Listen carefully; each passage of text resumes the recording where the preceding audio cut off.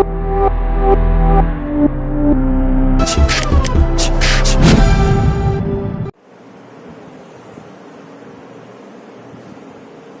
Student, এখন আমি তোমাদের সামনে ক্লাস 11 যে কস্টিং এন্ড ট্যাক্সেশন সাবজেক্ট আছে সেই সাবজেক্টটার কোশ্চেন প্যাটার্ন কেমন হতে পারে এবং কি কি ইম্পর্টেন্ট কোশ্চেন আসতে পারে সেই নিয়ে আমি একটা ধারণা তোমাদের সামনে তুলে ধরছি। তো দেখো, তোমরা দেখতে পাচ্ছ কস্টিং এন্ড ট্যাক্সেশন, ঠিক আছে, ক্লাস 11 যে subject costing and taxation, cost থেকে থাকবে তোমার 40 মার্কস আর ট্যাক্স থেকে থাকবে 40 মার্কস। কস্টিং এর কোশ্চেন প্যাটার্নটা কেমন হবে একটু দেখে, ঠিক আছে। পার্ট এ কস্টিং 40 মার্কস, ফার্স্ট চ্যাপ্টার থাকবে হচ্ছে ইন্ট্রোডাকশন, ঠিক আছে। এই ইন্ট্রোডাকশন থেকে তোমাদের এক্সামে 8 মার্কস আসবে। কত নম্বর আসবে? 8 মার্কস আসবে। চারটে কোশ্চেন আসবে 1 নম্বরে 4 নাম্বার, আর একটা কোশ্চেন আসবে 4 নম্বরে, ঠিক আছে। একটা কোশ্চেন আসবে 4 নম্বরে 4 নাম্বার, ঠিক আছে। আবার বলে দিচ্ছি, ইন্ট্রোডাকশন থেকে তোমার পরীক্ষায় 1 নম্বরে 4টে কোশ্চেন লিখতে হবে 4 নাম্বার, আর একটা কোশ্চেন 4 নম্বরে লিখতে হবে, ঠিক আছে। একটা কোশ্চেন 4 নম্বরে লিখতে হবে 4 নাম্বার, আর চারটে কোশ্চেন 1 নম্বরে লিখতে হবে 4 নাম্বার, টোটাল 8 নাম্বার। বুঝা গেল? চারটে কোশ্চেন 1 নাম্বার করে 4 নাম্বার, অর্থাৎ এটা পুরো শর্ট কোশ্চেন থাকবে, এমসিকিউ এসিকিউ। আর এখানে থাকবে একটা কোশ্চেন 4 নম্বরে 4 নাম্বার, 8 নাম্বার। এই ইন্ট্রোডাকশন চ্যাপ্টার থেকে তোমাদের থিওরি লিখতে হবে, ঠিক আছে। যে এখানে যে লেখা আছে 4 নম্বরে একটা করতে হবে, এটা থিওরি লিখতে হবে কম্পালসারি, এটা কম্পালসারি। এখান থেকে তোমরা কোনো অঙ্ক পাবে না, এখান থেকে থিওরি লিখতে হবে। বলে দেবো চারটের মধ্যে কোশ্চেন বলে দেবো, 3টে থেকে 4টে বলে দেবো, মধ্যে একটা আসবে, ঠিক আছে। ওই কোশ্চেনগুলো ভালো করে রেডি করো, ভালো করে রেডি করো। নেক্সট চ্যাপ্টার হচ্ছে classification of cost and preparation of cost sheet. কি বললাম? Classification of cost and preparation of cost sheet. এই চ্যাপ্টার থেকে তোমার এক্সামে 14 মার্কস আসবে, 14 নম্বর আসবে, যার মধ্যে 8 নম্বরের একটা কোশ্চেন তোমাকে অ্যাটেন্ড করতেই হবে, অর্থাৎ কস্ট শিটের একটা অঙ্ক দেবে তোমার পরীক্ষায়। কস্ট শিটের একটা অঙ্ক দেবে 8 নম্বরে, ঠিক আছে, 8 নম্বরে। এই কি দেখো, একটা কোশ্চেন তোমাকে 8 নম্বরে অ্যাটেন্ড করতে হবে, এই কস্ট শিটের তোমার অঙ্ক, ঠিক আছে। তো এবার এখানে 1 নম্বরে 6টা অ্যাটেন্ড করতে হবে, অর্থাৎ এমসিকিউ এসিকিউ 6 নাম্বার হয়ে গেল, 14 নাম্বার। তাহলে কি বুঝতে পারলে? ইন্ট্রোডাকশন চ্যাপ্টার থেকে তোমাকে 4 নম্বরের একটা থিওরি লিখতেই হবে, আর এই 2 নম্বর চ্যাপ্টার থেকে যে কস্ট শিট দেবে তোমাকে, এই যে 8 নম্বর আছে না, এখান থেকে তোমরা একটা কস্ট শিটের অঙ্ক পাবে, ঠিক আছে। কস্ট শিটে দুটো অঙ্ক দেবে, একটা করতে হবে, ঠিক আছে। একটা 8 নম্বরের টোটাল কস্ট শিট, গোটা কস্ট শিট দেবে, বা এমন দিতে পারে একটা 5 নম্বরের কস্ট শিট দিল, তার সাথে 3 নম্বর থিওরি অর দিল, ঠিক না।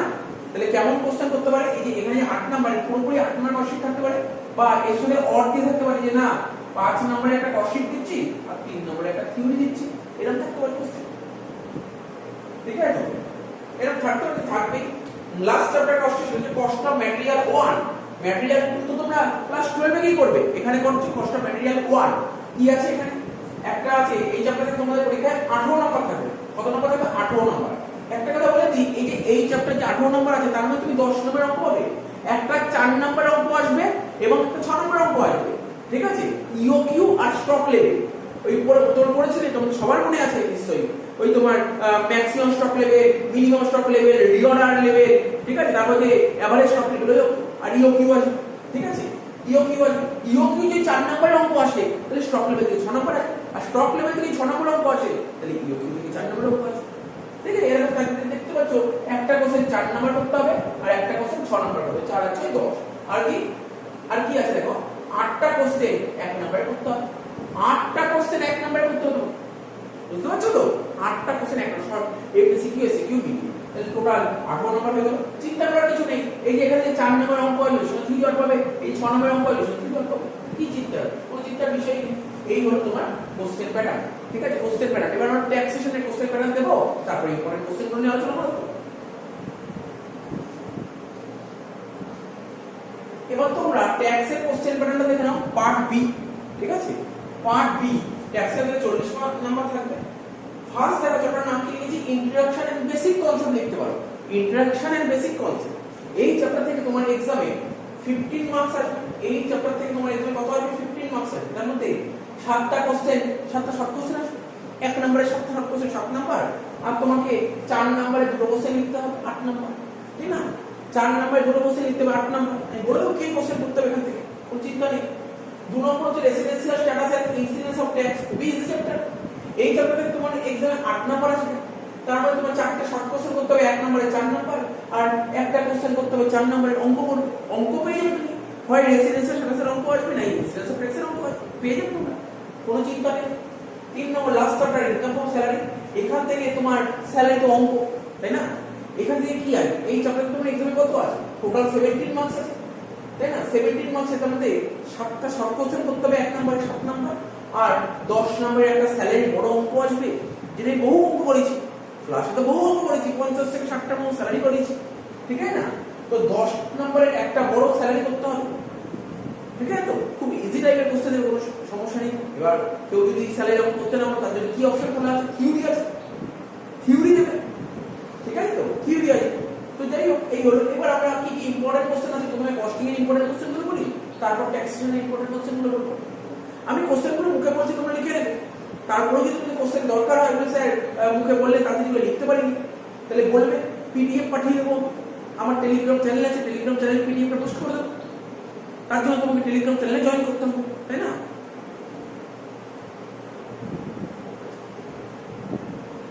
লেখো তাহলে, লেখো তাহলে।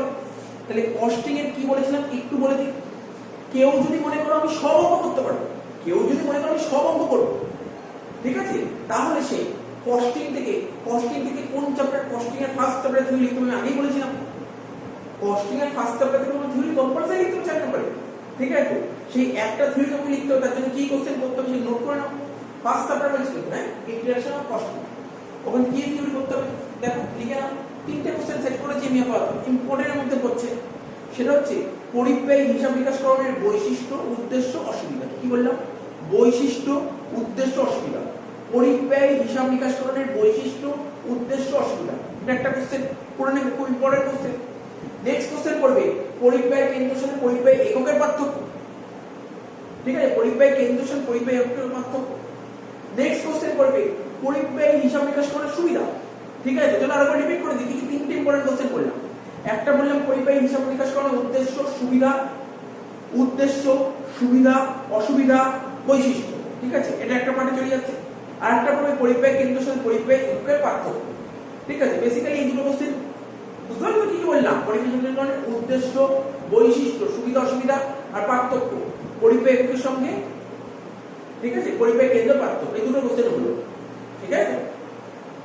আরেকটা কোশ্চেন অতটা ইম্পর্টেন্ট নয়, বাট দেখে যেও, কি আর্থিক হিসাব নিকাশ ও পরিব্যয় হিসাব নিকাশ করার মধ্যে পার্থক্য। ফিনান্সিয়াল অ্যাকাউন্টিং এর কস্টিং এর পার্থক্য, এটা দেখে যেও। কোনোবার দেয়নি এত পর্যন্ত, তবুও বললাম দেখে যেও যদি চলে আসে। আরেকটা কোশ্চেন পরিব্যয় হিসাব নিকাশ করণ পদ্ধতি প্রবর্তনের জন্য 4টি প্রয়োজনীয় বিষয়। ব্যাস, এই যে কোশ্চেনগুলো বললাম, এর মধ্যে একটা চলে আসবে 4 নম্বর লিখতে। 4 নম্বর লিখতে পারবে, এর মধ্যে একটা চলে আসবে। বাট দেখতে হাইলাইট করা আছে এই কোশ্চেনগুলো, আর তুমি ওই 3টে কোশ্চেনে পড়ে যাও না, তার মধ্যে একটা চলে আসবে, চিন্তা করে বেশি ইজি কোশ্চেন গুলো, ঠিক আছে? এরপরে হচ্ছে তোমার বলেছিলাম কস্ট শিট, মানে নেক্সট চ্যাপ্টারটা ছিল না cost sheet, classification cost and cost sheet যে চ্যাপ্টারটা ছিল, ওখান থেকে তো 8 নম্বরের কস্ট শিট যে পড়ার কোনো চিন্তাই নেই, 8 নম্বরের কস্ট শিট তুমি পেয়ে যাবে, অনায়াসে পেয়ে যাবে। হ্যাঁ, কারো যদি কস্ট শিট করতে অসুবিধা হয়, কস্ট শিট যদি না পারো, তাদের জন্য কি আছে, আরে কস্ট শিট করতেই হবে, না পারো 8 নম্বরের কস্ট শিট দেবে, তার সাথে অড দেবে, 3 নম্বরের একটা কস্ট শিট থেকে থিওরি দেবে, আর 5 নম্বরের কস্ট শিটের অঙ্ক দেবে, ঠিক আছে? তো আমি তোমাদের সবাইকে সাজেস্ট করবো কস্ট শিটের অঙ্ক ভালো করে প্র্যাকটিস করো। তাও যদি না পড়ো, আমার চ্যানেলে চলে যাও, প্লে লিস্টে চলে যাও, তারপর লেখা আছে ক্লাস 11 কস্ট শিট, ওখানে সব করা আছে। আরে যে কটাই ফ্রি ভিডিও আছে, সে কটা দেখলেও তুমি পরীক্ষায় ভালো করে করতে পারবে, যে কটা ফ্রি ভিডিও আছে, ঠিক আছে? তো যাই হোক, দেখো কি কি আছে বলে দিলাম। 3 নম্বরের থিওরির জন্য কি কি প্রিপারেশন নিতে হবে দেখো, হাইলাইট করা আছে। স্থির ব্যয়ের সঙ্গে পরিবর্তনশীল ব্যয়ের পার্থক্য, পরিব্যয় পত্রের উদ্দেশ্য, সুবিধা, মুখ্য ব্যয়ের সাথে উপরিব্যয়ের পার্থক্য, মানে প্রাইম কস্টের উপর ওভারহেডের পার্থক্য, ইজি কোশ্চেন দিয়েছে।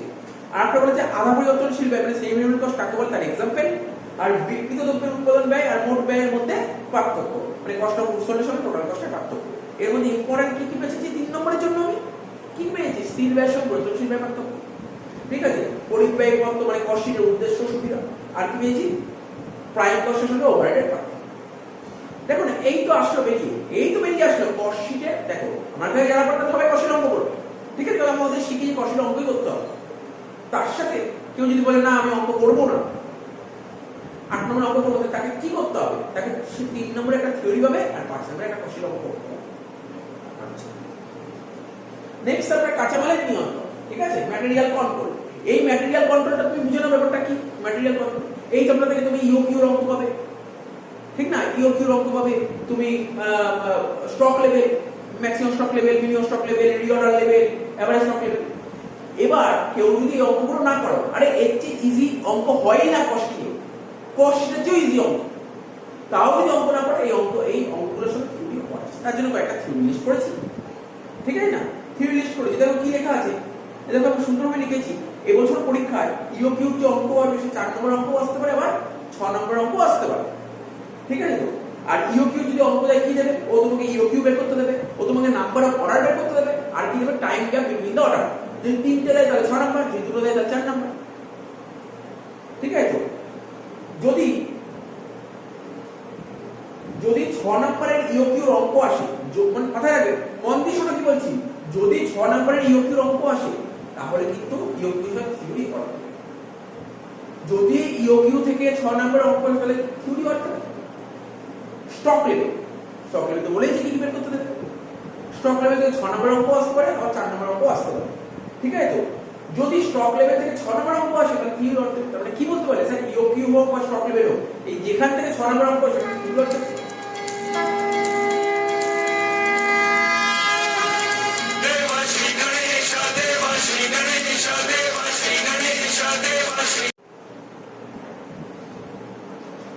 ঠিক আছে তো, বুঝিয়ে দিলাম।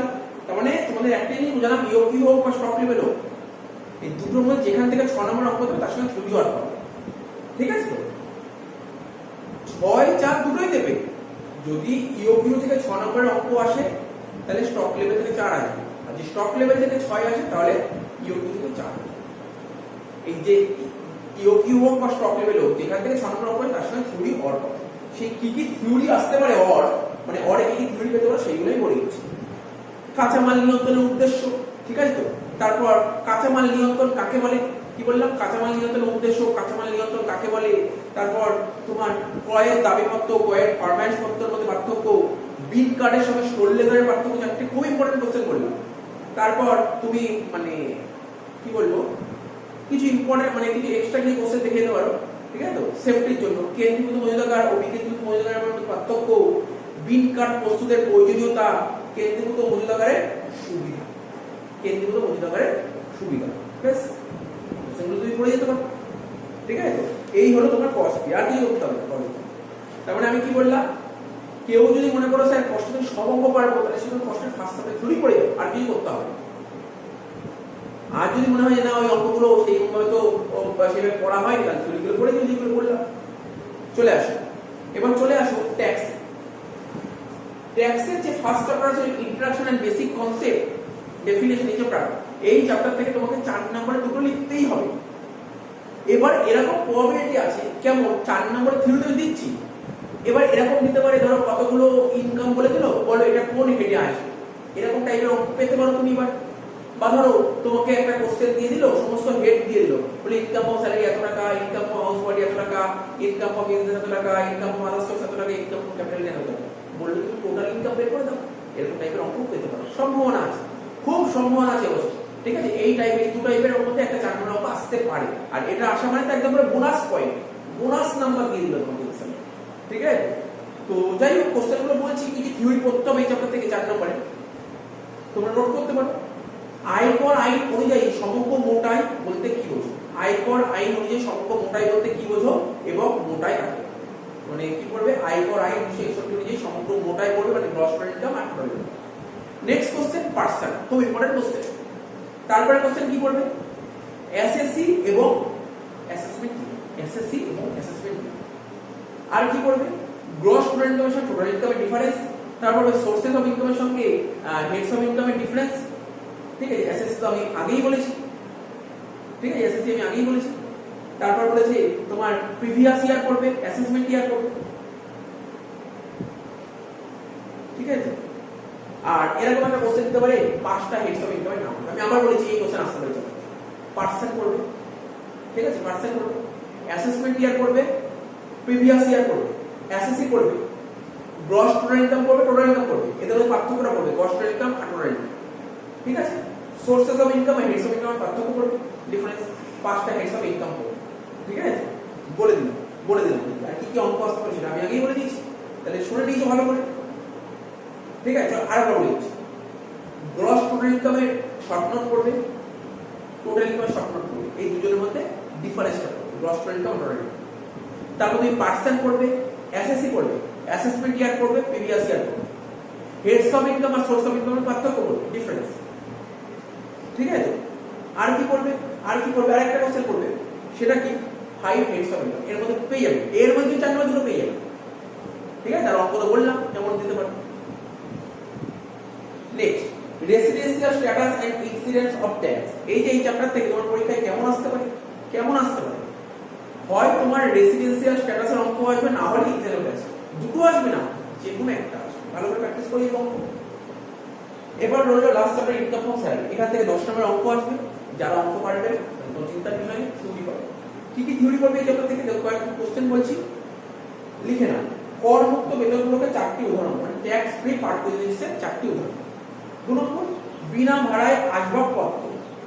তোমাদের মনে আছে নিশ্চয়ই রেন্ট ফ্রি অ্যাকোমোডেশন পড়েছিলাম, অঙ্ক করেছিলাম, rent free accommodation, rent free furnished accommodation in case of non government employee. এর রুলটা, ট্যাক্স ট্রিটমেন্টটা ভালো করে পড়ে যাবে, বলেছে যে বিনা ভাড়ায় আসবাবপত্র সহ বাসগৃহ কোনো বেসরকারি নিয়োগকর্তা তার কর্মচারীকে দিলে তার মূল্যায়ন কিভাবে করবে। তো বহুবার বানিয়েছি, নোট লিখিয়েছি, ইউটিউবে ভিডিও অ্যাভেলেবল আছে আমার, প্লেলিস্টে চলে যাও, দেখে নিতে পারবে।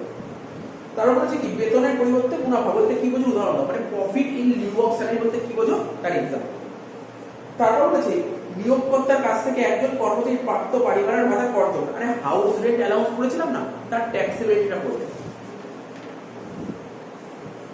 নেক্সট, নিয়োগকর্তা শিক্ষা প্রতিষ্ঠানে কর্মচারী ছেলে মেয়েদের জন্য বিনামূল্যে শিক্ষার ব্যবস্থা করা হলে তার করযোগ্যতা করবে, এটাও পড়েছিলাম। আর নিয়োগকর্তার কাছ থেকে প্রাপ্ত পরিবহন ভাতা করযোগ্যতা বলবে। এই 6টা কোশ্চেন বললাম না, তুমি যদি স্যালারি অঙ্ক করতে যাও এই 6টা কোশ্চেন তোমাকে করতেই হবে, মানে এই 6টার নিয়ম যদি না জানো তুমি স্যালারি অঙ্কই করতে পারবে না। তো ঠিক আছে, সব দিয়ে দিলাম, এইগুলো পড়ে গেলেই হয়ে যাবে। ঠিক আছে, আর আমি ইতিমধ্যেই যে কস্টিং এন্ড ট্যাক্সেশন থেকে কি কি এসএকিউ করতে হবে তার একটা সাজেশন করে তার অ্যানসার শিটও আমি আপলোড করে দেবো, রিসেন্টলি আপলোড করে দিচ্ছি, চিন্তা নেই।